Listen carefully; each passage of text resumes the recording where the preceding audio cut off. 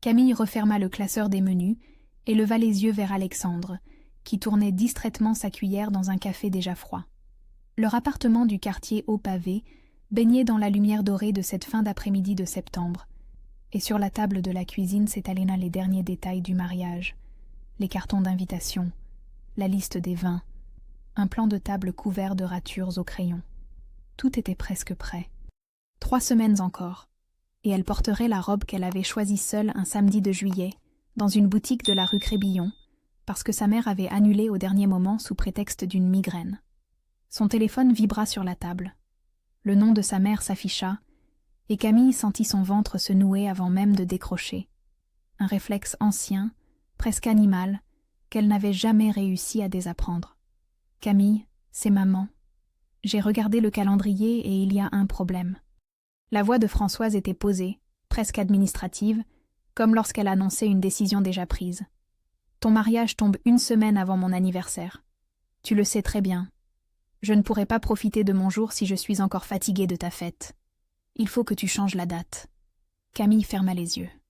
À côté d'elle, Alexandre avait cessé de remuer son café et la regardait avec cette attention silencieuse qu'il avait toujours dans les moments où il sentait quelque chose basculer. « Maman, les invitations sont envoyées. Le domaine est réservé depuis 5 mois. On ne peut pas décaler maintenant, c'est... » « Tu peux si tu veux. Tu choisis de ne pas vouloir. Ce n'est pas la même chose. » La voix de son père surgit en arrière-plan, forte, tranchante, comme un coup de poing sur une table invisible. « Ta mère est prioritaire, Camille. Si tu n'obéis pas, tu n'existes plus pour nous, tu entends? Tu n'existes plus. » Camille enfonça ses ongles dans sa paume gauche, si fort qu'elle sentit la peau céder légèrement sous la pression. Elle connaissait cette mécanique par cœur. La demande impossible de sa mère suivie de l'ultimatum brutal de son père. Le duo parfaitement rodé depuis son enfance, et pourtant chaque fois quelque chose en elle tremblait, comme si la petite fille de 8 ans qui voulait désespérément plaire à ses parents n'avait jamais tout à fait grandi. Mais cette fois, il y avait Alexandre en face d'elle. Et il y avait ce mariage qui n'appartenait qu'à eux. « Je ne change pas la date », dit-elle d'une voix qu'elle aurait voulu plus assurée. Le silence dura 3 secondes, peut-être 4. Puis Françoise reprit, et sa voix avait changé, plus basse, plus froide, dépouillée de toute tendresse maternelle. « Très bien. Tu fais ton choix, Camille. Ne viens pas pleurer après. » La ligne coupa. Camille reposa le téléphone sur la table, à côté des cartons d'invitation où les noms de ses parents figuraient encore en bonne place, imprimés en lettres élégantes sur le papier ivoire, et elle se demanda si elle devait les retirer ou les laisser comme une porte ouverte. Un espoir qu'elle savait probablement vain. Alexandre ne dit rien pendant un long moment. Il se leva, contourna la table, posa ses mains sur les épaules de Camille et la tint contre lui sans un mot. Elle sentit la chaleur de sa poitrine contre sa joue, et une partie d'elle aurait voulu rester là, dans ce silence protecteur, sans avoir à penser à ce qui venait de se briser. Puis, il murmura, presque pour lui-même. « C'est exactement comme ça que ça a commencé avec mon frère. » Camille leva la tête, mais il ne développa pas. Son regard s'était durci, tourné vers quelque chose qu'elle ne pouvait pas voir, un souvenir ou une blessure qu'il gardait enfermée depuis longtemps. Elle se leva pour aller chercher un verre d'eau, et son regard tomba sur la photo encadrée posée sur l'étagère de l'entrée, celle qu'elle gardait depuis l'enfance. Elle devait avoir 6 ou 7 ans, en robe blanche à fleurs, et sa mère se tenait à côté d'elle. Françoise ne souriait pas. Sa main reposait sur l'épaule de Camille, les doigts légèrement crispés, comme pour la retenir plutôt que la protéger. Camille avait regardé cette photo des centaines de fois, sans jamais remarquer ce détail. Ce soir-là, elle ne retira pas les noms de ses parents du carton d'invitation. Elle le reposa sur la pile, bien droit, et éteignit la lumière de la cuisine. Les jours qui suivirent l'appel furent étrangement calmes, comme cette immobilité lourde qui précède les orages d'été, quand l'air devient si épais qu'on peine à respirer sans savoir exactement pourquoi. Camille reprit ses consultations au cabinet d'orthophonie qu'elle partageait avec Véronique dans une rue tranquille du quartier Haute-Pavé. Elle retrouva ses patients, les enfants qui zézaillaient, l'adolescente qui bégayait depuis le divorce de ses parents, le vieil homme qui réapprenait à parler après un AVC, et pendant les heures de travail, elle parvenait presque à oublier que sa mère ne lui avait plus adressé un seul mot depuis ce soir-là. Presque. Le 3e jour, elle appela ses parents. Messagerie. Le 5e jour, elle réessaya. Messagerie encore. Et cette fois, la boîte était pleine, comme si Françoise avait volontairement laissé les messages s'accumuler pour que sa fille comprenne que la porte était fermée. Le 8e jour, un SMS arriva enfin, et Camille sentit son cœur bondir avant même de lire les mots sur l'écran. « Tu fais ton choix. Assume. » 7 mots. Pas de signature, pas de point d'interrogation, pas la moindre fissure dans laquelle glissait un espoir. Camille relut le message 3 fois, assise sur le banc du jardin des plantes, où elle avait l'habitude de déjeuner quand le temps le permettait, et elle se demanda si elle avait été égoïste. La question la hantait depuis l'appel. Petite voix insistante qui se glissait dans les silences entre 2 patients, dans les minutes creuses avant le sommeil. Peut-être que décaler de 2 semaines n'aurait pas été si grave. Peut-être qu'elle aurait pu faire ce geste pour préserver la paix, comme elle l'avait fait tant de fois avant, ravaler sa fierté, sourire, céder sur un détail qui n'en était jamais vraiment un. Elle appela sa sœur aînée un soir après le travail. Nathalie décrocha à la 2e sonnerie, sa voix essoufflée par les cris de ses 2 fils en arrière-plan, et Camille lui raconta l'appel, le SMS, le silence.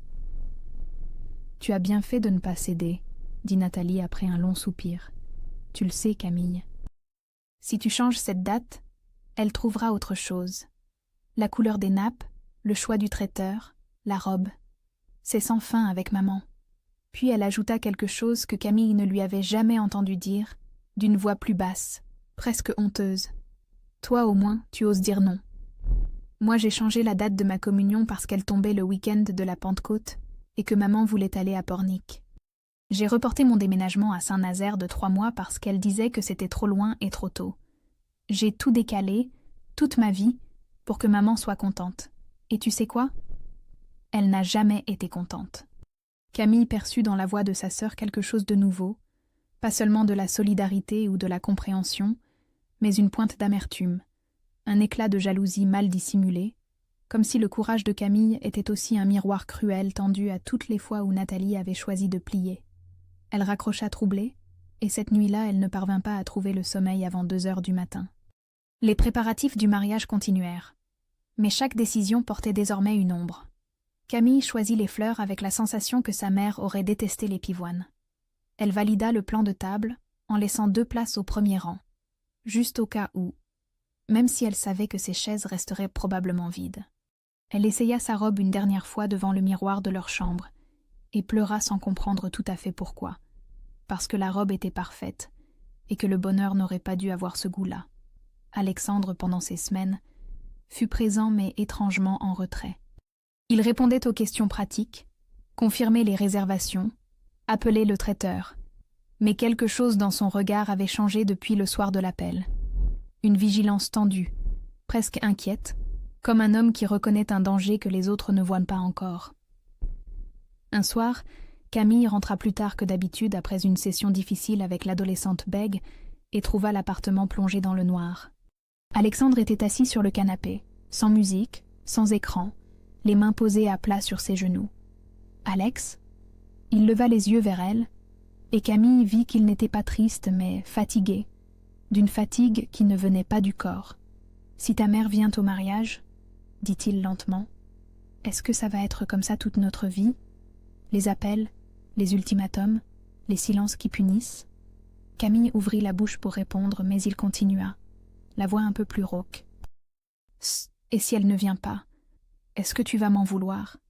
Pas tout de suite, pas consciemment, mais dans 5 ans, dans 10 ans, est-ce que tu te retourneras en pensant que c'est à cause de moi que tes parents n'étaient pas là ?» Camille resta debout dans l'entrée, son manteau encore sur les épaules, et pour la première fois depuis le début de cette histoire, elle eut peur. Pas de sa mère, pas du silence, mais de cette fissure minuscule qui venait de s'ouvrir dans la seule chose dont elle était certaine. Elle ne trouva rien à répondre, et le silence entre eux dura toute la nuit. Le matin du mariage, Camille se réveilla avant l'aube, dans la chambre d'hôtel du domaine de la Garenne, à 20 minutes de Nantes, et sa première pensée ne fut pas pour la robe, ni pour les fleurs, ni pour le discours qu'elle avait préparé. Sa première pensée fut pour les 2 chaises du premier rang, et elle se demanda si quelqu'un aurait la délicatesse de les retirer, avant que les invités ne s'installent. Nathalie arriva à 7 heures avec les bras chargés de sacs et un sourire un peu trop grand pour être tout à fait naturel. Elle aida Camille à se coiffer, ajusta les épingles dans son chignon, recula d'un pas pour admirer le résultat, et dit avec une tendresse maladroite « Maman aurait pleuré en te voyant comme ça. » Puis elle se mordit la lèvre, consciente que la phrase était à la fois un cadeau et une blessure, et Camille la serra dans ses bras pour lui dire que ce n'était pas grave, que tout allait bien, même si rien n'allait vraiment bien. La cérémonie civile eut lieu à la mairie de Nantes, en fin de matinée. Rapide, administrative, presque banale comme le sont toutes les cérémonies civiles françaises. Et pourtant Camille sentit sa gorge se nouer quand l'adjointe au maire prononça les mots qui faisaient d'elle et d'Alexandre un couple devant la loi. Il y eut des applaudissements, des embrassades sur le parvis, des photos dans la lumière d'octobre, et personne ne mentionna les absents. La fête au domaine commença en début d'après-midi.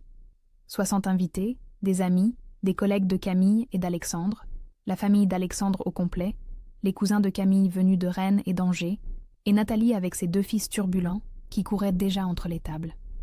Au premier rang, les 2 chaises étaient restées. Personne n'avait osé les enlever, et Camille comprit que leur présence vide serait le fantôme silencieux de toute cette journée. Le moment des vœux arriva. Alexandre parla le premier, simplement, sans emphase, avec cette voix posée qui avait séduit Camille dès leur première rencontre dans un café du quartier Bouffé, 3 ans plus tôt. Puis ce fut le tour de Camille. Elle déplia le papier qu'elle avait préparé, leva les yeux vers Alexandre, ouvrit la bouche, et les mots ne vinrent pas. Son regard venait de tomber sur les 2 chaises vides. 3 secondes passèrent, peut-être 4. Un silence immense s'installa sous la verrière du domaine, 60 personnes retenant leur souffle, et Camille sentit sa voix se briser quelque part entre sa gorge et ses lèvres, comme un fil trop tendu qui cède sans prévenir. Alexandre ne laissa pas le silence durer 1 seconde de plus. Il prit les mains de Camille dans les siennes, se tourna vers les invités avec un sourire calme et dit « Elle a trop de bonheur pour une seule voix. Je vais l'aider. » Il improvisa la fin des vœux à 2. Une phrase de lui, une phrase qu'il soufflait à Camille et qu'elle répétait en riant à travers ses larmes.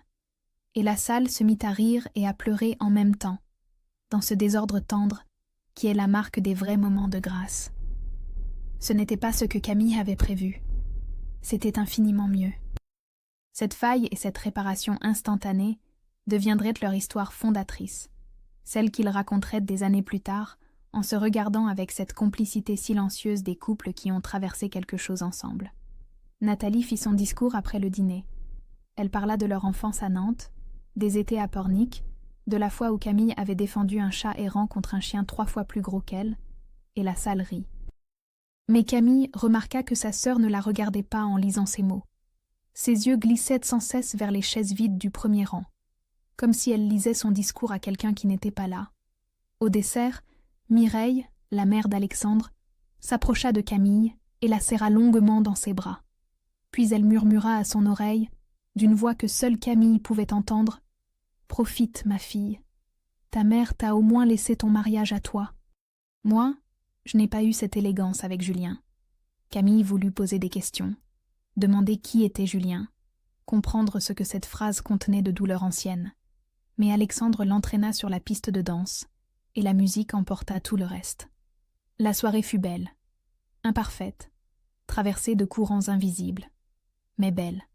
Le lendemain matin, dans la lumière douce de leur chambre d'hôtel, Camille prit une photo d'eux 2 dans le miroir de la salle de bain. Elle était souriante, décoiffée, pas maquillée, et Alexandre derrière elle avait ce regard tendre qu'il ne montrait qu'à elle. Elle la posta sur ses réseaux sans légende, sans filtre, sans rien. 5 minutes plus tard, son téléphone sonna. Le nom de sa mère n'apparut pas sur l'écran. Ce fut l'interphone de l'immeuble qui sonna, un grésillement strident dans le silence du dimanche matin, et Camille sut avant même de décrocher le combiné que c'était Françoise. Elle le sut à la manière dont son ventre se contracta, ce réflexe ancien qui ne l'avait jamais quitté, cette alarme que son corps déclenchait chaque fois que sa mère approchait avec cette énergie particulière, celle qui précédait les tempêtes. Elle appuya sur le bouton sans réfléchir, par automatisme, parce qu'on ouvre toujours à sa mère même quand on sait qu'on ne devrait pas. Et 30 secondes plus tard, la voix de Françoise résonna dans le couloir du 3e étage, amplifiée par les murs étroits de l'immeuble, si forte que la voisine de palier entrebâilla sa porte avant de la refermer aussitôt. « Camille, ouvre cette porte immédiatement !» Camille ouvrit. Elle portait encore sa robe de chambre, les cheveux défaits, les pieds nus sur le parquet froid de l'entrée, et devant elle se tenait sa mère, le visage ravagé par quelque chose qui n'était ni tout à fait de la colère, ni tout à fait de la douleur, mais un mélange des deux si violent qu'il déformait ses traits. « Ça va mal finir », lâcha Françoise en entrant sans y être invitée, son manteau encore boutonné, son sac serré contre elle comme un bouclier. « Tu affiches ton bonheur sur Internet pour m'humilier devant tout le monde, c'est ça? Devant mes amis, devant la famille, devant les voisins? Tout le monde a vu ta photo, Camille. Tout le monde sait que tes parents n'étaient un dos pas à ton mariage. Tu te rends compte de ce que les gens vont penser de moi ?» Camille recula d'un pas.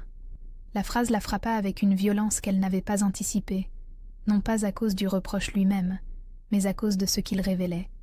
Sa mère n'était pas venue parce qu'elle souffrait de l'absence. Elle était venue parce que la photo rendait cette absence visible aux yeux des autres. Et c'était cela, l'humiliation que Françoise ne pouvait pas supporter, le regard des autres, le qu'en dira-t-on, l'image d'une mère qui n'assiste pas au mariage de sa propre fille.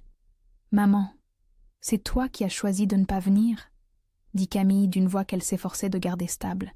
« Personne ne t'a empêché. C'est toi qui m'as empêché en refusant de changer la date.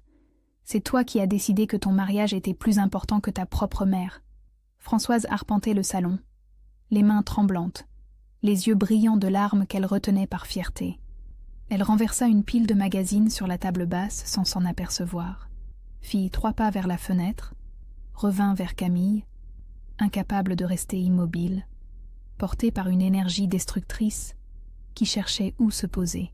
« Maman, assieds-toi, s'il te plaît. »« Je ne m'assieds pas. Je ne suis pas venue pour m'asseoir. » Puis quelque chose se brisa. Ce fut presque visible, comme une vague qui atteint son sommet et s'effondre sur elle-même. Françoise s'arrêta au milieu du salon, les épaules tombantes, le souffle court, et sa voix descendit d'un coup, si basse que Camille dut s'approcher pour l'entendre. « Tu ne sais pas ce que c'est ?» murmura Françoise.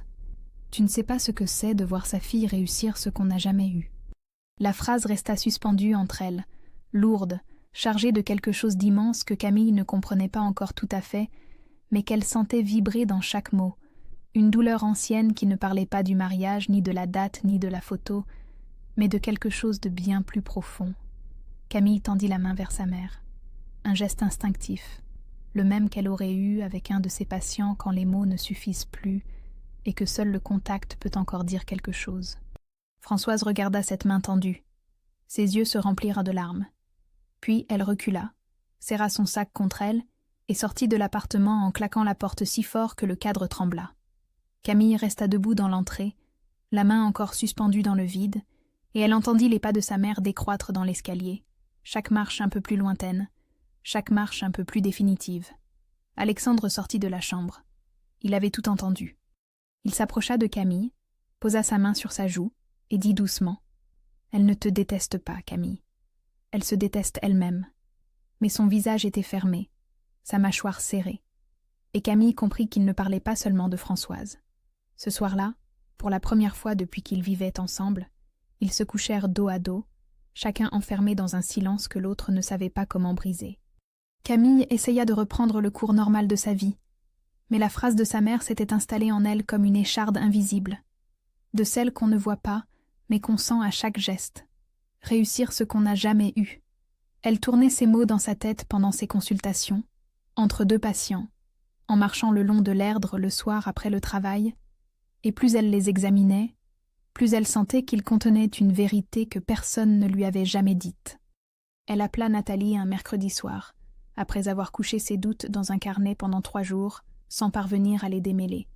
Sa sœur décrocha avec le bruit familier de la vaisselle en arrière-plan et la voix fatiguée de quelqu'un qui vient de mettre 2 garçons au lit après une bataille de plus.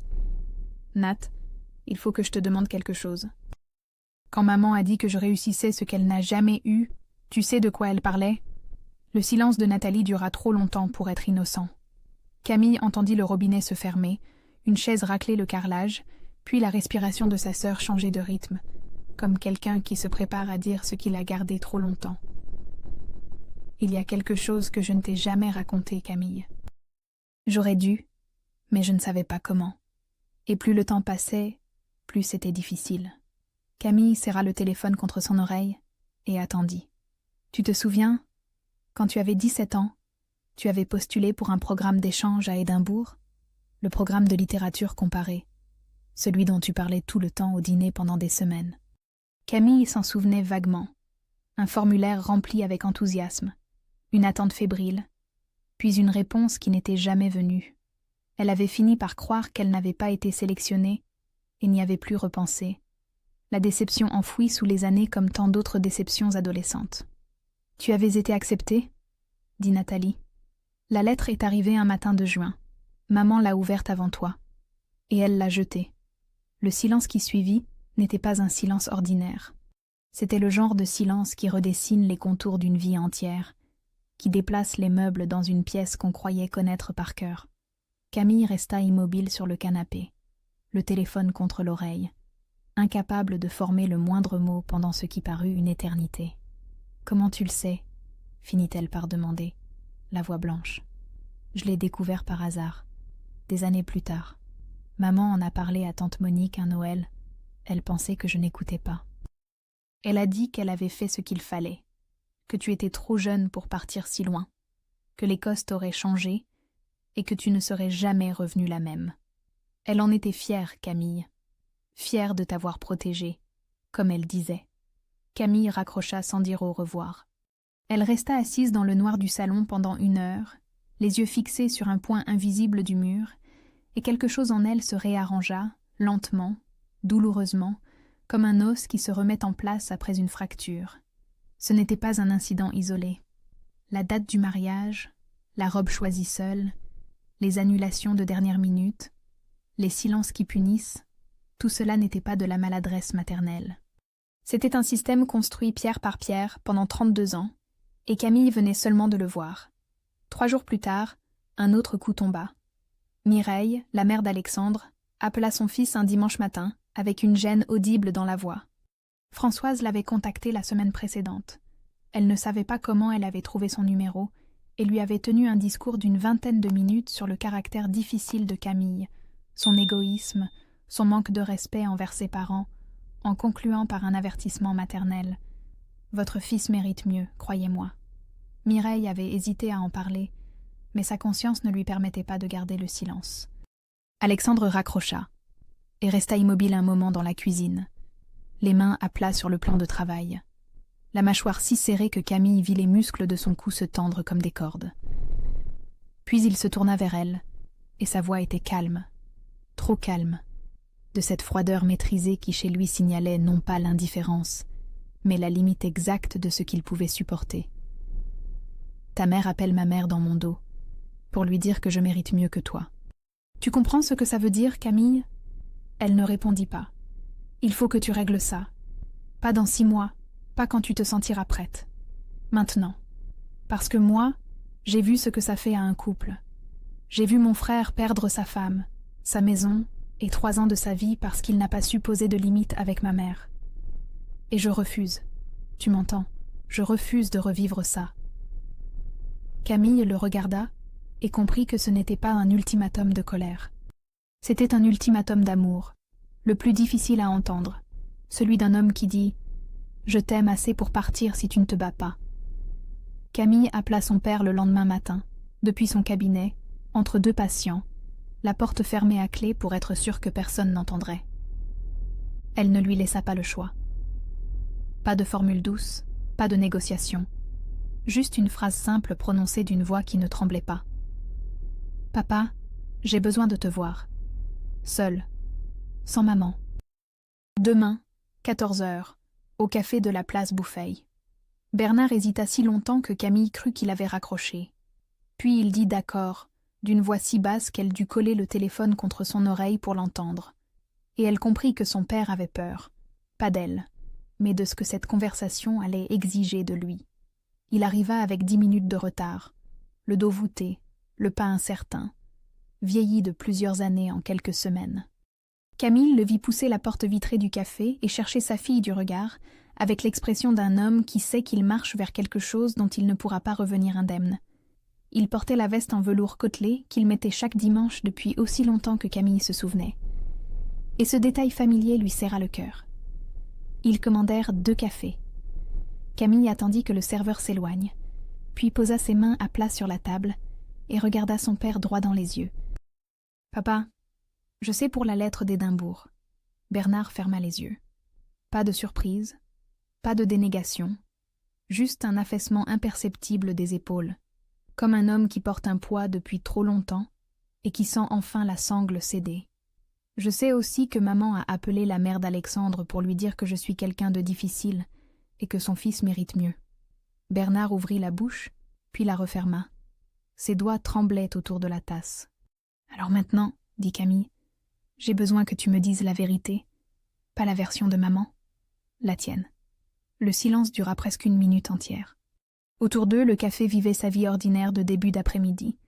Les cuillères contre les soucoupes, le murmure des conversations, la machine à expresso qui crachait sa vapeur. Et au milieu de tout cela, Bernard commença à parler, d'abord lentement, puis avec une sorte d'urgence désespérée, comme un homme qui ouvre enfin une vanne rouillée par 35 ans de silence. Il raconta Françoise à 25 ans, passionnée de décoration d'intérieur, douée, ambitieuse, qui rêvait d'ouvrir son propre atelier. Puis la grossesse de Nathalie, non prévue, et la décision de tout arrêter pour élever les filles.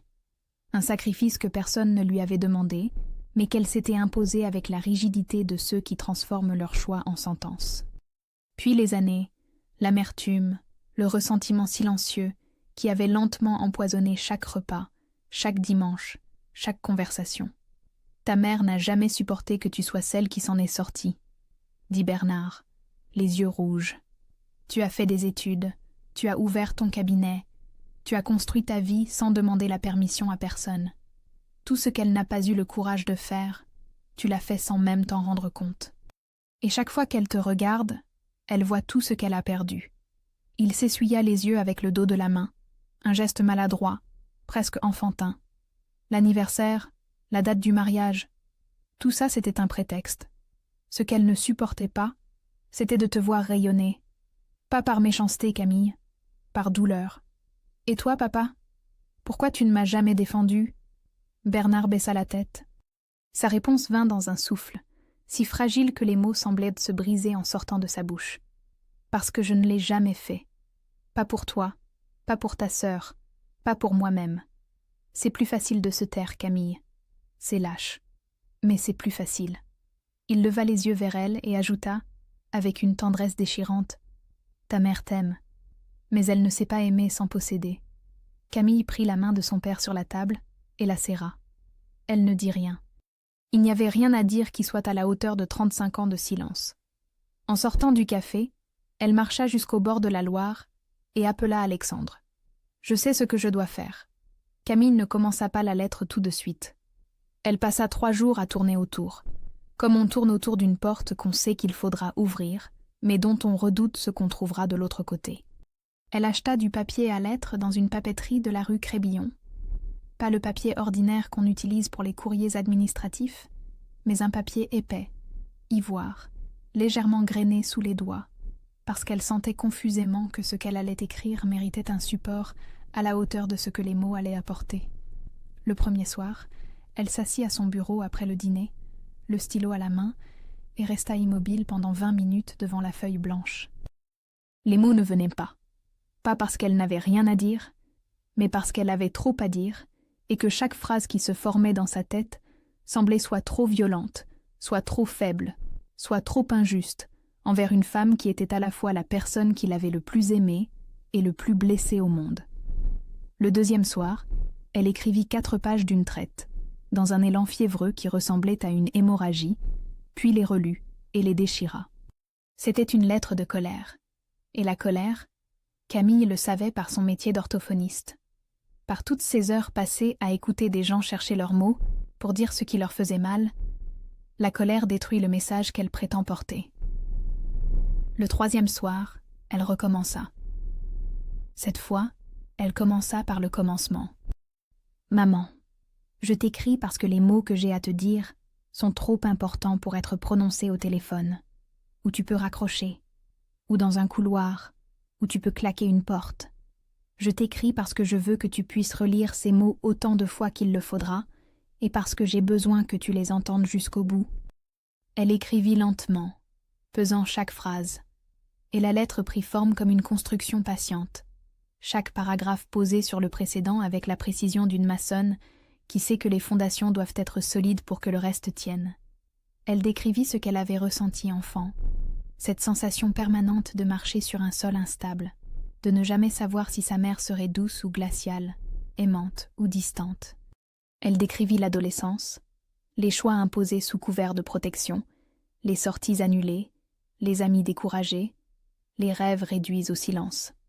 Elle mentionna la lettre d'Édimbourg, sans accusation, sans emphase, juste les faits nus.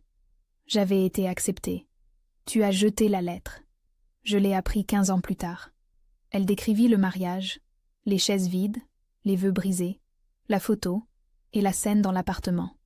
Et elle écrivit la phrase qu'elle portait depuis des semaines sans parvenir à la formuler. « Je t'aime, maman. Je t'ai toujours aimée, même quand tu me faisais du mal, même quand je ne comprenais pas pourquoi tu avais besoin de me retenir pour te sentir exister. Mais je n'accepterai plus que tu détruises ce que je construis. » Quand elle posa le stylo, il était 1h du matin. La maison était silencieuse. Alexandre dormait depuis longtemps, et Camille pleura. Pas les larmes brûlantes de la colère, ni les larmes sèches de la résignation, mais des larmes profondes, anciennes, qui semblaient venir d'un endroit en elle qu'elle n'avait jamais osé visiter, l'endroit où la petite fille qui voulait que sa mère soit fière d'elle habitait encore. Elle entendit des pas dans le couloir. Alexandre apparut dans l'encadrement de la porte, les cheveux en désordre, les yeux plissés par la lumière de la lampe. Il ne dit rien. Il s'approcha, posa une tasse de thé à côté des feuilles et lut par-dessus l'épaule de Camille. Pas un mot pendant une longue minute, juste le bruit de sa respiration régulière et le silence de la nuit autour d'eux. « C'est bien, » dit-il enfin. « C'est juste. » Puis il ajouta, et sa voix avait cette gravité douce qu'il réservait au moment qui comptait vraiment. « Et moi, je reste, peu importe sa réponse. » Camille leva les yeux vers lui et comprit que ces 4 mots réparaient quelque chose que la scène du canapé dans le noir avait fissuré, que les nuits dos à dos avaient creusé. Ce n'était pas une déclaration d'amour spectaculaire, c'était infiniment mieux.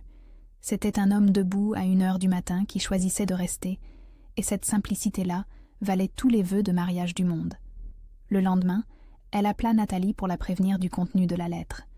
Sa sœur écouta en silence, puis dit d'une voix prudente, presque fragile, « Tu es plus courageuse que moi, Camille. Mais ne me demande pas de choisir un camp.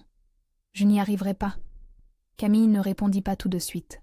Elle aurait voulu que sa sœur la soutienne sans réserve, qu'elle dise « Oui, tu as raison, envoie cette lettre. » Mais elle comprit que Nathalie portait sa propre blessure, celle de la fille aînée qui avait toujours cédé et qui ne pouvait pas applaudir la rébellion de sa cadette sans voir en miroir sa propre soumission. « Je ne te demande pas de choisir, Nat.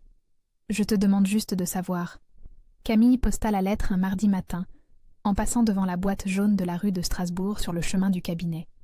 Elle avait glissé les feuilles dans une enveloppe blanche, écrit l'adresse de ses parents à Nantes d'une main ferme, collé le timbre avec soin, et au moment de lâcher l'enveloppe dans la fente métallique, elle sentit ses doigts hésiter une fraction de seconde, comme si son corps voulait lui laisser une dernière chance de reculer. Puis elle ouvrit la main et entendit le bruit mat du papier qui tombe, et ce fut fait. Les 3 jours qui suivirent furent les plus longs de sa vie. Camille vérifiait son téléphone toutes les heures, avec une anxiété qu'elle essayait de dissimuler derrière la routine du cabinet, les patients, les bilans, les exercices de prononciation. Mais Véronique, sa collègue et amie, remarqua que quelque chose n'allait pas quand Camille oublia pour la 3e fois de rappeler un parent d'élève. « Tu veux en parler ?» demanda Véronique en posant un café sur son bureau à la pause de midi. « Pas encore, » répondit Camille.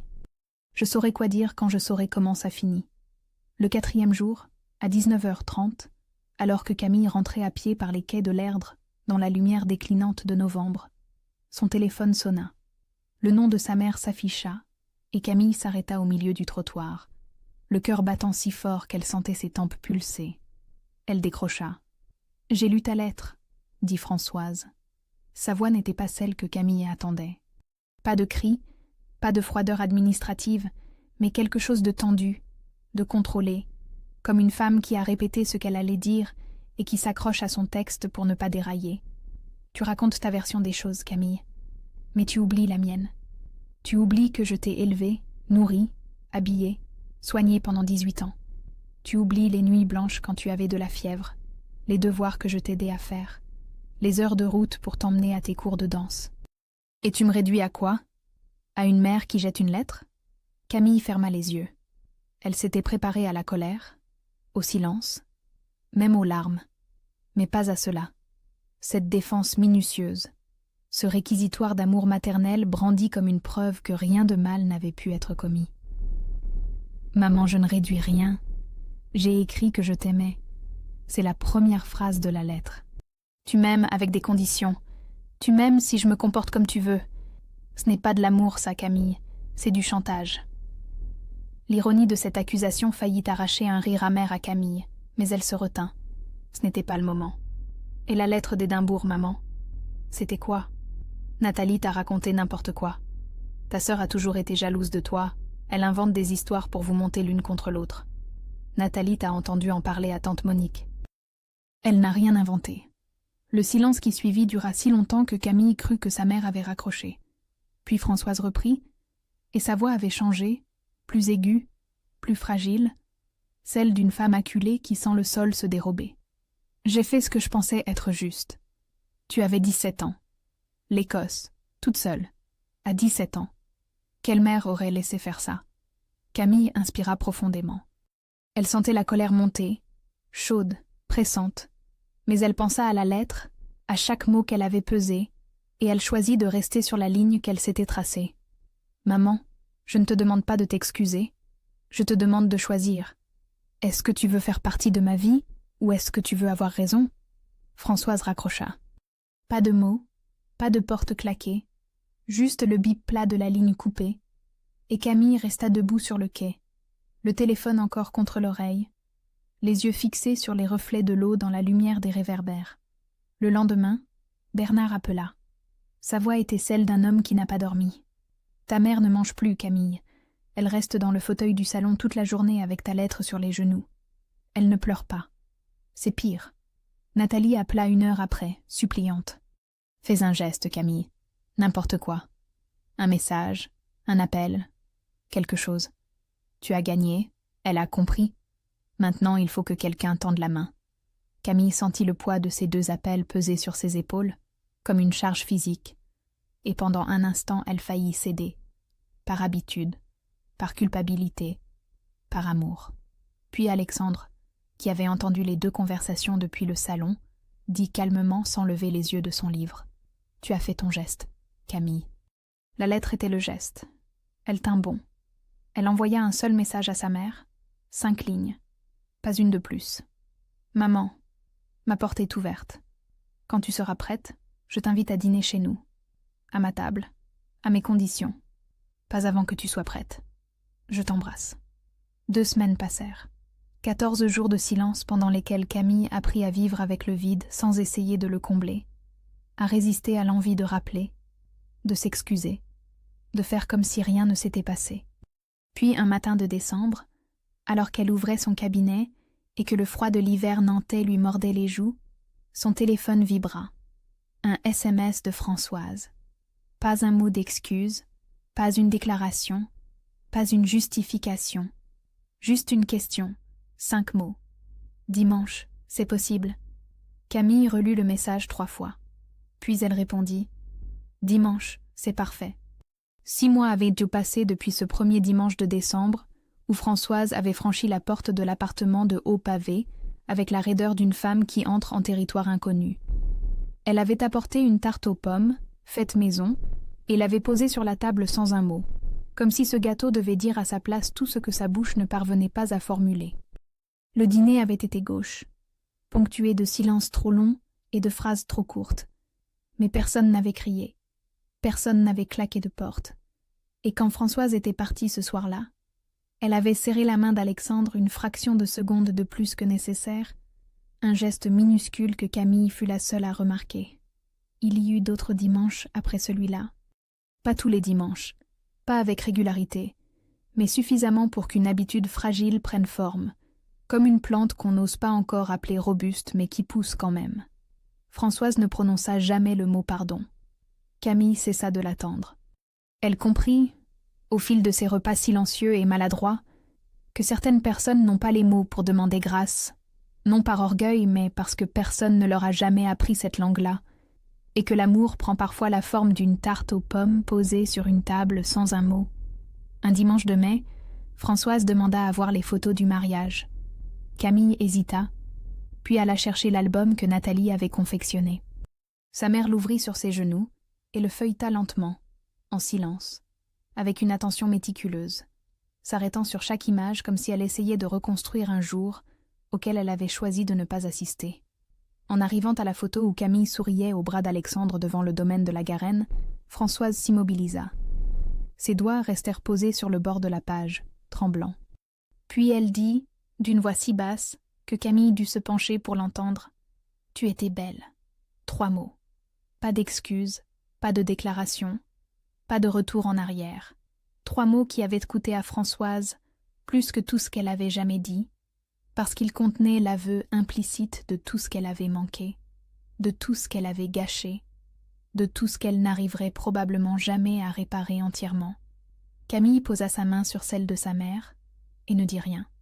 Il n'y avait rien à dire qui soit à la hauteur. Les règles, elles, tenaient. Plus de chantage, plus de manipulation par le silence, plus de commentaires sur le couple. Si Françoise dépassait la ligne, Camille prenait de la distance sans culpabilité, et cette distance n'était plus une punition, mais une hygiène. La respiration nécessaire entre 2 personnes qui s'aiment mal et qui apprennent, tard, à s'aimer autrement. Bernard appelait sa fille tous les dimanches matins, seul, avant que Françoise ne se lève, et ces conversations de 10 minutes étaient devenues le fil discret qui les reliait, père et fille, dans une tendresse pudique qu'ils n'avaient jamais eue. Nathalie avait changé, elle aussi. Quelque chose dans le courage de sa cadette avait desserré un verrou en elle. Elle avait dit non à sa mère pour la première fois un dimanche de mars, à propos d'une broutille, le choix d'un restaurant. Et elle en avait parlé à Camille au téléphone le soir même, avec la fierté tremblante de quelqu'un qui vient d'accomplir un acte immense. Dans le salon de l'appartement de Haut-Pavé, Camille et Alexandre avaient accroché une seule photo du mariage. Pas celle des réseaux sociaux, pas la pose parfaite dans la lumière d'octobre, mais celle que Nathalie avait prise en cachette pendant le dessert. Camille qui riait, la bouche pleine de gâteau, les yeux plissés, pas posés du tout, et derrière elle les 2 chaises vides que personne ne regardait plus. Un soir, en passant devant le cadre, Alexandre s'arrêta. « C'est ma préférée, » dit-il. Camille sourit. Elle pensa à sa mère, à cette femme qui avait sacrifié ses rêves en croyant que l'amour exigeait ce renoncement, et qui avait passé 30 ans à punir ses filles d'avoir osé vivre ce qu'elle s'était interdit. On ne choisit pas la famille dans laquelle on grandit, mais on choisit la manière dont on en sort. On peut claquer la porte ou baisser la tête. Ou on peut faire le plus difficile, rester debout dans l'encadrement, ni dedans ni dehors, et dire à ceux qui nous ont blessés « Je vous aime assez pour ne plus vous laisser me faire du mal. » Ce n'est pas du pardon, ce n'est pas de la rancune, c'est quelque chose de plus rare et de plus exigeant, la dignité tranquille de ceux qui refusent de transmettre ce qu'ils ont reçu de pire. Dehors, la nuit tombait doucement sur Nantes. Alexandre éteignit la lumière du salon et prit la main de Camille dans le couloir. La tarte aux pommes de Françoise refroidissait sur le plan de travail de la cuisine. Et quelque part dans un appartement de l'autre côté de la ville, une mère qui ne savait pas demander pardon gardait sur ses genoux les photos d'un mariage auquel elle n'était pas venue, et les regardait, encore, comme on regarde une porte qu'on n'a pas encore le courage de franchir tout à fait, mais qu'on ne veut plus jamais voir se fermer.